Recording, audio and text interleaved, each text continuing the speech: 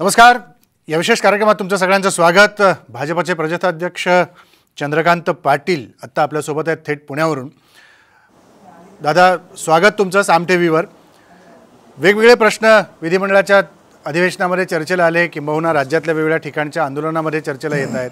कालचं MPSCचं आंदोलन राज्यभर झालं, त्यानंतर परीक्षा जी पुढे गेली त्याची तारीख देखील आज जाहीर झाली. 21 मार्चला आता 14 मार्चच्या ऐवजीची परीक्षा होणार आहे. या सगळ्या पार्श्वभूमीवर काल सातत्याने अशी टीका केली जात होती की भाजपने हे आंदोलन विद्यार्थ्यांमध्ये जास्त करून काल रुजवलं. यात किती तथ्य आहे?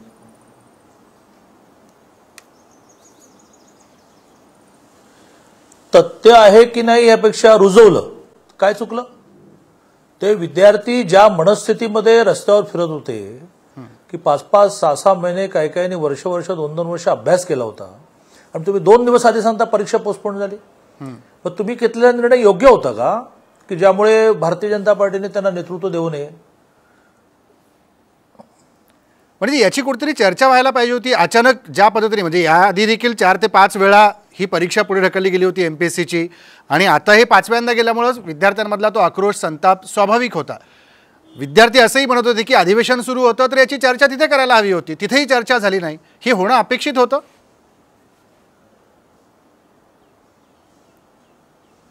ही होणं अपेक्षित होतं. कुठल्याच विषयाची चर्चा विधानसभेमध्ये झाली नाही. वीज बिल ह्या विषयामध्ये समजा वीज जोडण्या कट करण्याच्या निर्णयाला स्थगिती दिली. का उठवली? तुम्ही तर असं म्हटलं होतं की सर्व विरोधी पक्षांना घेऊन आम्ही बसू, याच्यावर चर्चा करू, मग निर्णय करू. मग तुम्ही सगळ्या विरोधी पक्षांना घेऊन बसलात, चर्चा केली, निर्णय घोषित केला की स्थगिती उठवली म्हणून. तसंच MPSC विषयामध्ये हा केवढा मोठा निर्णय आहे. लाखो विद्यार्थ्यांच्या जीवनाशी पण खेळतो. त्यातले बरेच जण हे हा त्यांचा शेवटचा चान्स आहे, मग ते एजबार होणार आहेत. मग तुम्ही त्याची विरोधी पक्षांबरोबर, चला आमच्याशी बोलण्यात तुम्हाला इंटरेस्ट नसेल पण विधानसभेमध्ये चर्चा तर व्हायला पाहिजे. विधानसभेत नाहीये तर मग विधानसभेच्या बाहेरचा चर्चा व्हायला पाहिजे. आता एकूण महाराष्ट्रामध्ये हम करे सो कायदा चाललेला आहे. आम्ही कोणाशी चर्चा करणार नाही, आम्ही कोणाचा सल्ला घेणार नाही, आम्हाला जे वाटेल ते आम्ही मांडणार, दुसऱ्या दिवशी बदलणार. आता तुम्ही काल पोस्टपोन का केली आणि आज पुन्हा करणार आहात का? पोस्टपोन करण्यामध्ये कारणं 2 असतील. एक कारण म्हणजे काय तर कोरोनामुळे ही पोस्टपोन केली पाहिजे असं वाटलं, आणि दुसरं मराठा आरक्षण. नेमकं कोणतं कारण आहे? सरकारने घोषित करावं. जर मराठा आरक्षण हे कारण असेल तर पुन्हा एकदा 21 तारखेला तो मुद्दा येणारच आहे. आणि मग जर कोरोना विषय असेल तर मग कोरोनाची काय काळजी घेतली जी आधी घेतली नव्हती, हे सगळं जरा लोकांशी मोकळेपणाने बोला ना. आता तुमची मनस्थिती काय आहे की अकृत्रिमपणे का होईना आम्ही संख्येचं गणित जमवलं आहे, तर आम्ही कोणाला काही सांगणेच लागत नाही, लोकांनाही सांगणे लागत नाही, कारण लोकांनी कुठे आम्हाला मतं देऊन सरकारमध्ये बसवलेलं आहे. आणि आम्ही विरोधी पक्षांना 105 आमदार असूनही सांगणं लागत नाही, त्यांना विचारणं लागत नाही, त्यांची चर्चा करणं लागत नाही. त्यामुळे 21 तारखेला काय आणि 14ला पोस्टपोन का झाली हे सांगा पहिलं. जरा तुम्ही आता वीज बिलाचा मुद्दा बोलता बोलता उपस्थित केला म्हणून त्याच्यावरती विचारतो की 2 मार्चला सभागृहामध्ये विरोधी पक्षनेत्यांच्या निवेदनावरती उपमुख्यमंत्र्यांनी सांगितलं की अधिवेशनाचं कामकाज संपेपर्यंत वीज बिल वसुली घराची असेल, शेतीची असेल किंवा ती जोडणी तोडण्याचा असेल, या गोष्टीला आम्ही स्थगिती देतोय. आणि अधिवेशन संपताना अगदी शेवटच्या क्षणी ऊर्जा मंत्र्यांनी सभागृहात निवेदन केलं की 2 मार्चचा स्थगितीचा आदेश जो दिलेला आहे सरकारने तो या ठिकाणी सभागृहाच्या माध्यमातून सभागृहाला कळवून आम्ही उठवत आहोत. आणि आत्ता दुपारी पुण्यात बोलताना अजितदादा असं म्हणाले की मी जे बोललो हे फक्त अधिवेशनापुरतं होतं. ज्या वेळेला विरोधी पक्ष सभागृहात नव्हते, हां,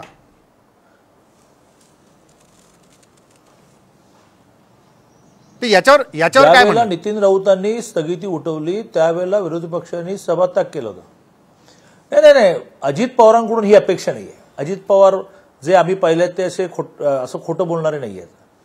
अजित पवारांनी आणि कामकाज हे ऑन रेकॉर्ड असतं ना, ते काढा. अजित पवार असं म्हणाले की अधिवेशनामध्ये आपण बसू, आपण चर्चा करू, काही निर्णय करू. मग ती चर्चा झाली का?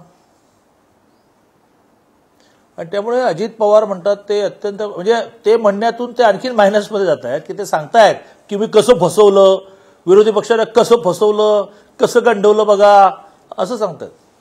नाही, पण एकूणच या सगळ्या वीज बिलांचा विचार जर केला तर सरकार म्हणते की 30-31 हजार कोटीची थकबाकी आहे आणि ती कुठेतरी आम्हाला वसूल करावी लागेल. त्याच्यातनं काही गोष्टीचं अनुदान शेतकऱ्यांसाठीचं असेल ते आम्हाला द्यावं लागणार आहे. पण वसुली वीज बिल करायची आहे म्हणून वीज बिलाचं प्रमाण हे कुठेतरी 36,000, 50,000, 80,000 ज्यांना कधी अपेक्षित नव्हती अशी वीज बिलं आज आलेली आहेत, याच्यावर सरकारने विचार करायला नको का? हे कुठली तुगलकी बिल आहेत? 80 कोटी 80 कोटीचं बिल आहे हे कोणाला आलं? 80 कोटी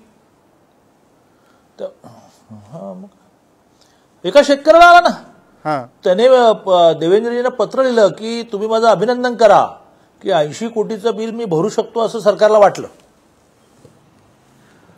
त्यामुळे या सगळ्या बिलाची पुन्हा एकदा रिथिंकिंग करायला लागेल, पुन्हा एकदा कॅल्क्युलेशन करायला लागेल, फ्रेश बिलं द्यायला लागतील. लोक बिलं द्यायला नाही म्हणत नाही आहेत. तुम्ही अवाजवी बिलं दिलेली आहेत. हे 2020ला 1 एप्रिलला तुम्ही अचानक कोणाशी कन्सल्ट न करता रेट वाढवले. लोक कोरोनामध्ये हैराण होते, कोणी आंदोलन करण्याच्या मनस्थितीत नव्हतं. का वाढवले तुम्ही? का नाही थांबला तुम्ही? ती जी कंपनी आहे त्या कंपनीने प्रस्ताव मांडला तर तो प्रस्ताव तुम्ही मान्य केल्याशिवाय ते बिल वाढ करू शकत नाहीत. त्यानंतर तुम्ही मोठ्या प्रमाणावर अंदाजे बिलं घेतली. दर महिन्याला बिल घेतलं असतं तर ते एका विशिष्ट स्लॅबमध्ये गेलं असतं. पर युनिट चार्जेस वेगळे पडले असते. तुम्ही 3-3, 4-4 महिन्याची बिलं घेतल्यामुळे स्लॅब बदलला, पर युनिट चार्जेस जास्त पडले. हे सगळं करेक्शन करणार की नाही?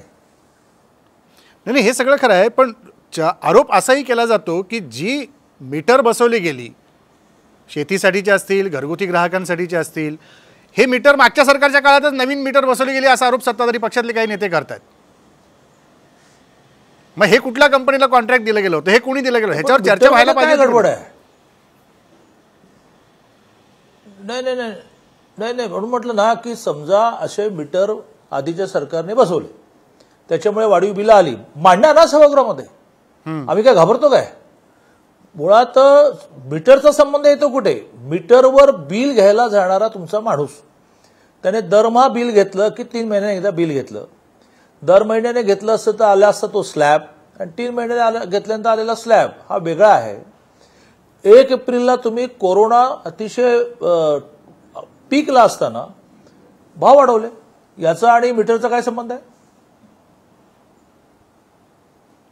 म्हणजे तुमच्यावर केले गेलेले आरोप तुम्ही सभागृहामध्ये जर केले गेले असते तर ते पूर्णपणे स्पष्ट करून मांडले असते.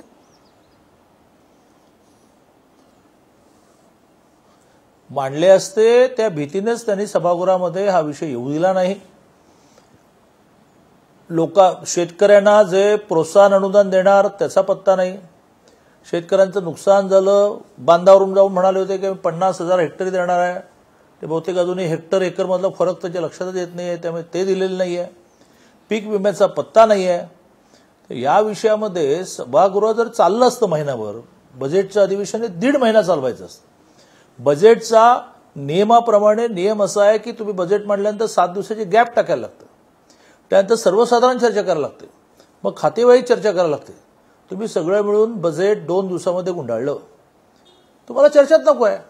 तीच मगाची अकृत्रिमपणे का होईना आलेली जी मेजॉरिटी आहे तिने तुमच्या डोक्यात अशी हवा गेली आहे, कोण विरोधी पक्ष, कोण जनता, आम्ही म्हणेल तर करणार, वाजेला हलवायचे की नाही आम्ही ठरवणार, राठोडचा राजीनामा घेणार की नाही आम्ही ठरवणार, तुम्ही कोण, अशी रस्त्यावर नाक्यावर जी भाषा असते तशी भाषा आहे.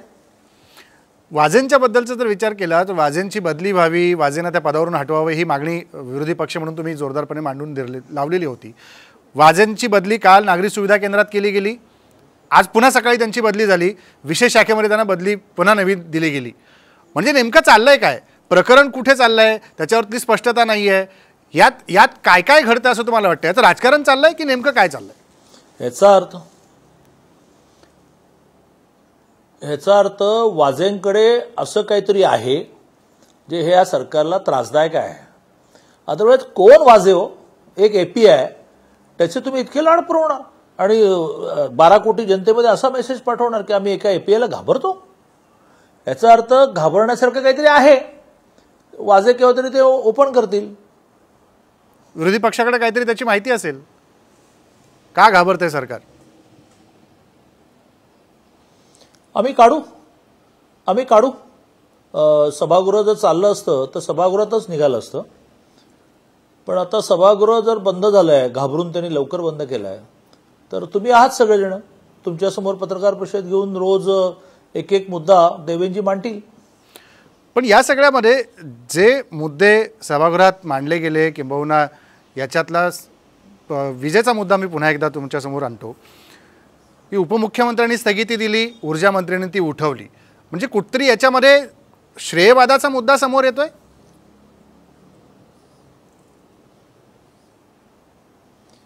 श्रेयवादाचा मुद्दा असेलही, पण there is no any coordination. प्रचंड गोंधळ चाललेला आहे. सभागृहात सुद्धा हे जाणवत होतं की एवढं तुमची 169 वगैरे आमदार असणारी, ते आता विधानसभेच्या अध्यक्षाची गुप्त पद्धतीने निवडणूक घेतल्यानंतर कळलं असतं की किती तुमच्यावर आहे, पण 169ची तुमची मेजॉरिटी, मग तुम्हाला अडचण काय होती की प्रत्येक विषय सभागृहात आणणं. पण तुमच्या मनामध्ये प्रत्येकच विषयाची भीती होती की यातला बराच मसाला, बरंच मटेरियल समोर आहे, आपण काहीतरी मांडायला गेलो तर घोटाळा होईल. पूर्णपणे सत्ताधारी पक्ष डिफेन्सवर होता, तो आक्रमक नव्हता, त्यांच्या आमदारांमध्ये जोश नव्हता. भारतीय जनता पार्टी त्यामुळे सगळी एकजीव होती, एक मिनिट कोणी बाहेर जात नव्हतं. देवेंजी उठले की सगळे उठायचे. याचा विचार सत्ताधारी पक्षाने करावा की तुम्ही 3 पक्षाचे आमदार जे आहात ते एकजीव झालेले नाही, त्यांना दिशा नाही की आता कुठला विषय येणार आणि काय म्हणायचं आहे. आणि सगळ्यात महत्त्वाचं म्हणजे ज्या शिवसेना एका अर्थाने एकटी पडली वाझे विषयामध्ये, त्या विषयामध्ये शिवसेनेने जाब विचारला पाहिजे की एकत्रित सरकार आहे का आमचं एकट्याचं सरकार आहे. हा जर समन्वयाचा अभाव सरकारमध्ये दिसत असेल तर भाजप काही नवं समन्वय घडवण्याचा प्रयत्न करते का? कारण तुम्ही देवेंद्र फडणवीस नागपुरात जाऊन मोहन भागवतांची भेट घेतली अशीही चर्चा आहे. ह्याच्यातनं काही वेगळं समन्वय घडण्याचं दिसतंय काहीतरी? नाही.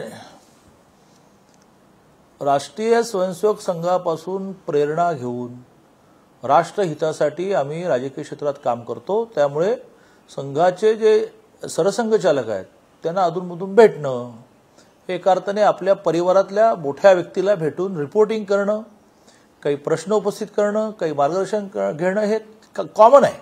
हे काही काल घडलं नाही आहे. तुम्हाला अधिवेशनाच्या पार्श्वभूमीवर त्याच्यात बातमी दिसली, परंतु हे कॉमन आहे, याच्यात काही विशेष नाही आहे. पण येते 3 महिने आम्ही ह्या सरकारला सडो की पळो करून सोडणार आहे. वीज बिल विषयामध्ये आम्ही मोठ्या प्रमाणावर जेल भरो आंदोलन करणार होतो. उद्धवजींनी सगळ्या महाराष्ट्राला अपील केलं की कोरोनाचं प्रमाण वाढतोय, मग आम्ही ते आंदोलन आमचं स्थगित केलं. ते आम्ही पुन्हा सुरू करणार, कोरोनाचे सगळे नियम पाळून करणार. जसं आम्ही सुरुवातीला कोरोनाची तीव्रता प्रचंड पीकला होती त्यावेळेला मेरा अंगण मेरा रणांगण असं आंदोलन केलं, त्याला 12 लाख लोक रस्त्यावर उतरवले. तसं आम्ही वीज बिल या विषयामध्ये आंदोलन करणार. 20,000 ठिकाणी सभांचं आयोजन आम्ही केलेलं आहे. 5 बूथ मिळून एक शक्ती केंद्र होतं.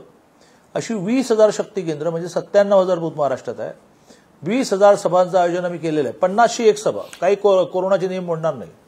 राजकारणाचं गुन्हेगारीकरण हे आम्ही 10 लाख लोकांपर्यंत पोहोचवणार आणि 1 कोटी पत्रकं वाटणार. मराठा आरक्षणामध्ये कशी फसवणूक चाललेली आहे, ओबीसींचं पॉलिटिकल आरक्षण कसं घालवून बसलेले आहेत, धनगरांच्या आरक्षणाचा पत्ता नाही आहे, शेतकऱ्यांना कर्जमाफी, प्रोत्साहन अनुदान, वन टाइम सेटलमेंट 2 लाखाच्या वरती, अशी मोठी यादी आहे. त्यामुळे ते 3 महिन्यामध्ये सरकार उलथवून टाकणं हे आमचं कल्चर पण नाही, ते आपोआप पडेल.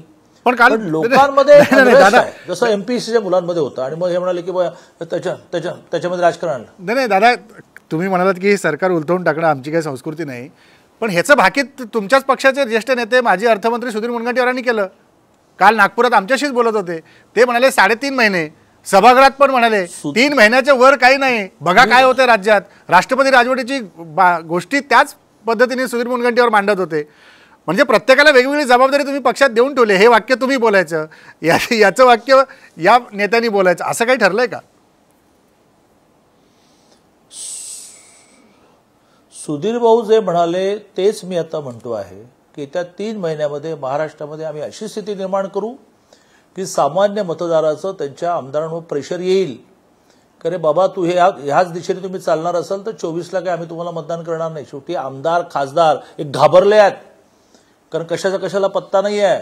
हिंदुत्व सोडलेलं आहे, सावरकरांवर टीका यांना चालते आहे, शर्जील खुलेआम पुणे मुंबई फिरतोय, हे अटक करतायत. याच्यातून त्यांचे आमदार खासदार या मनस्थितीत आहेत की 24ला काय आम्हाला लोक मतं देणार नाहीत. याच्यातून एक मोठं प्रेशर त्यांच्या आमदारांचं त्यांच्यावर क्रिएट होईल, हेच सुधीर भाऊ म्हणाले, हेच मी म्हणतोय.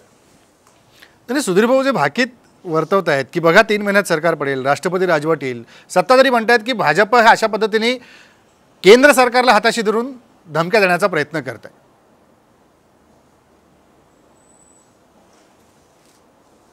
आम्ही काही केंद्र सरकारला हाताशी धरून धमके देत नाही आहे की जर घटनेप्रमाणे, घटनेत असं लिहिलेलं आहे की विधानसभा अध्यक्षाची निवडणूक राज्यपाल सांगतील त्या डेटला घ्यायची असते, ती नाही घेतली तर तो राज्यपालांचा आणि घटनेचा अवमान होतो, हे एक कारण सुद्धा राष्ट्रपती राजवट आणायला पुरेसं असेल. तर त्यात आम्ही केंद्राला सांगून तुम्हाला त्रास देण्याचा काय मुद्दा आहे? तो कायदा आहे. राज्याची कायदा सुव्यवस्थेची स्थिती बिघडली आणि राज्यपालांनी प्रस्ताव पाठवला की राज्याची कायदा सुव्यवस्थेची स्थिती भयंकर बिघडलेली आहे, तर तो प्रस्ताव जो आहे तो रिपोर्ट जो आहे तो केंद्राने मान्य केला, तर त्याच्यामध्ये काय आमचा काय संबंध आहे? त्यामुळे अशा प्रकारे राज्यपालांनी रिपोर्ट पाठवून राष्ट्रपती राजवट यायची नसेल तर नीट राज्य करा. ते पण याच्यात काँग्रेस वारंवार म्हणत होती की अध्यक्षपदाचा आमचा उमेदवार ठरलाय. मग ही निवडणूक कोण पुढे ढकलत होतं असं तुम्हाला वाटतं? विरोधी बाकावर बसल्यानंतर ज्या गोष्टी लक्षात येतात ह्याच्यातनं कोण राजकारण करत होतं की ही निवडणूक घ्यायची नाहीये?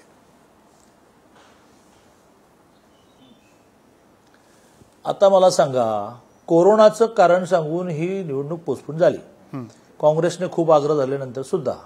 मग विधान परिषदेच्या उपसभापतीची निवडणूक ज्याच्यावर निलमताई निवडून गेल्या, ती कशी काय झाली हो? कोरोना असताना 20 जण कोरोनाने एफेक्ट होते. आमच्या गोपीचंद पडळकरला निवडणूक लढवायची होती, कोरोनाने तो आजारी असल्यामुळे त्याने मेल पाठवली की बाबा मी कोरोनाने ग्रस्त आहे पण मला निवडणूक लढवायची. तुम्ही काय केलं? तुम्ही रेटून लिहिली निवडणूक. मगाशी मी जे म्हटलं ना की अकृत्रिम पद्धतीने काय होईना जे तुम्हाला बहुमत मिळालं आहे त्याच्या आधारे सगळं तुम्ही पायदळी तुडवायला निघाल. म्हणजे त्यावेळेला कोरोना असूनही घेतली, आता कोरोना आहे म्हणून घेतली नाही, त्यावेळेला तर कोरोना पीकला गेला होता. त्यामुळे काँग्रेसची फसवणूक केली, काँग्रेसला ठेंगा दाखवला. आता हा त्यांनी काय करायचं त्यांचा विषय आहे.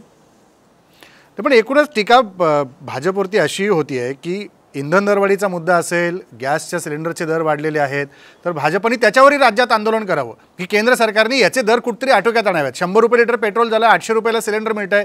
आणि उज्ज्वला गॅसचं भाजप जे म्हणते की आम्ही सर्वसामान्यांच्या घरातल्या चुली बाहेर काढल्या आणि धूर बाहेर काढून गॅस पोहोचवला, आज त्या कुटुंबाचं काय?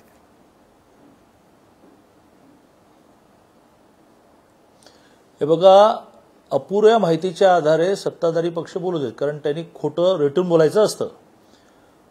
पण आज देशामधल्या 9 राज्यांमध्ये 10 रुपयाने, 8 रुपयाने, 7 रुपयाने पेट्रोल स्वस्त आहे.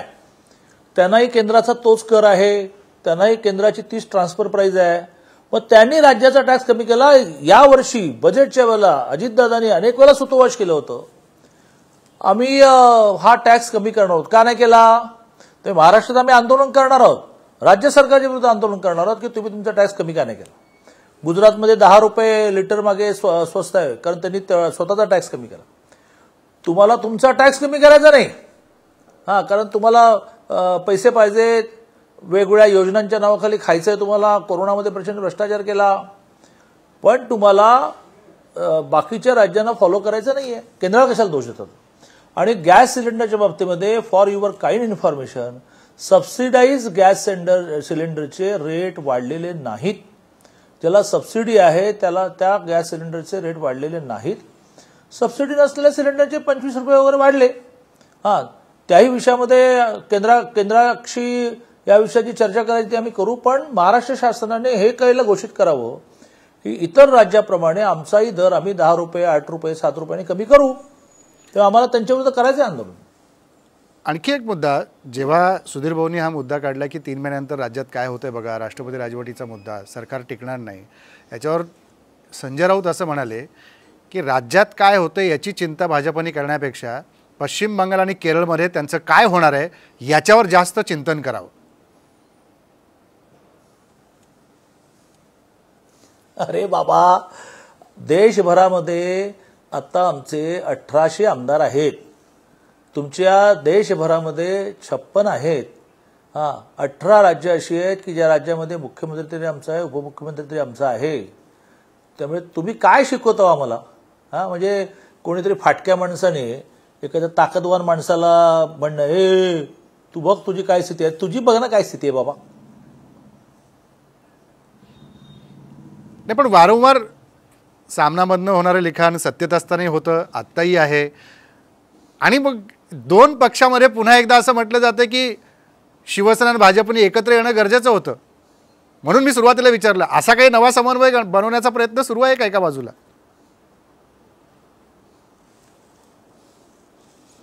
शक्यता बिलकुल नाही. ह्याचा विचारही पुन्हा होणार नाही? याचा विचारही पुन्हा होणार नाही. आणि जर विचारही होणार नसेल आणि जर समजा अध्यक्षाच्या निवडीवरून तुम्ही जे मुद्दा मांडलात, कायदा सुव्यवस्था नाही, राष्ट्रपती राजवटीची वेळ आली, तर मग मध्यावधी निवडणुकीशिवाय पर्याय नाही राज्याला निवडणुकीच्या सामोरं घालणार की अजून काही नवं समीकरण जसं काही जुळवलं होतं तुम्ही त्याप्रमाणे येणार आहे?